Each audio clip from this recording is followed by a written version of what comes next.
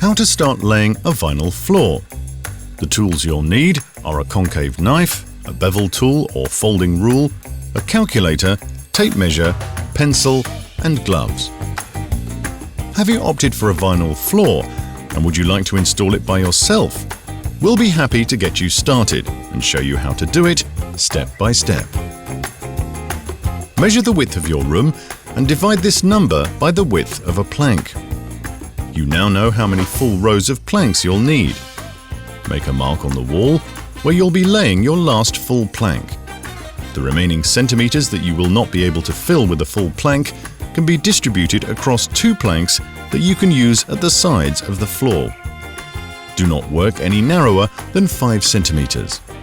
This will promote the stability of your floor. You're now ready to lay your underlay. If you aren't sure how, watch our video How to Prepare Your Underlay. After you've installed the underlay, you can take the planks out of the packaging and mix up the various planks from the different boxes to avoid having too many identical patterns and color variations next to each other. Before laying the planks, make sure that they're not damaged. You'll get the best effect if you lay the vinyl in line with the longest wall, parallel to the angle at which the light enters your room. Ensure that the end joints of successive rows are never in line.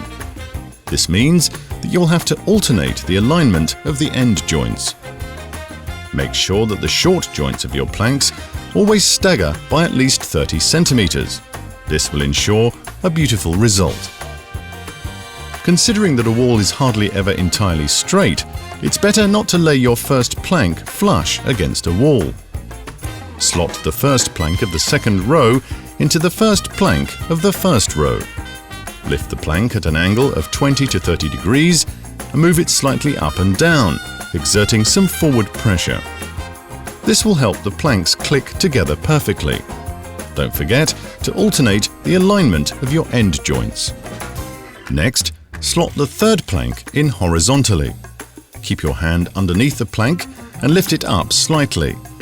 Push the short side joint down gently with your thumb, moving from the inner corner towards the outside. It's that easy.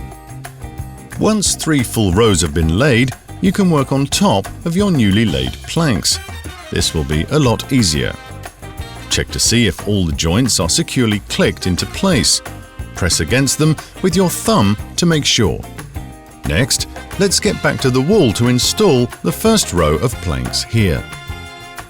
Measure how much space has been left between the floor and the wall and make a mark on your planks to indicate the appropriate distance.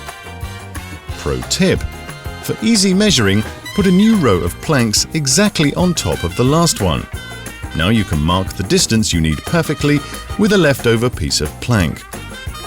Pro tip: always leave a gap of approximately 5 mm between the plank and the wall.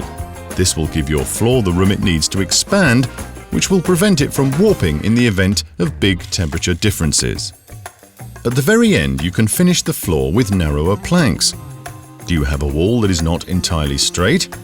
Measure the deviation using a bevel tool and transfer the measurement by drawing it on your vinyl plank. Cut out the shape you need and click the plank into the penultimate row. Finished! Your room now has a beautiful vinyl floor. Do you need more tips? Take a look at the other Quick-Step tutorials.